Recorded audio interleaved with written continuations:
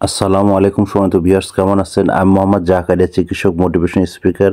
আপনাদের মাঝে স্বাস্থ্য বিষয়ে আলোচনা নিয়ে এসলাম। বন্ধুরা, বিভিন্ন সময় বিভিন্ন ধরনের আলোচনা নিয়ে এসে আজকে স্বাস্থ্য বিষয়ে আলোচনা। তো বন্ধুরা, আজকে আলোচনার বিষয় যে আপনার ডেঙ্গু জ্বর হলে কি করে বুঝবেন। তাহলে বন্ধুরা মনোযোগ দিয়ে শুনুন। ডেঙ্গু জ্বর হলে কি করে আপনারা বুঝবেন।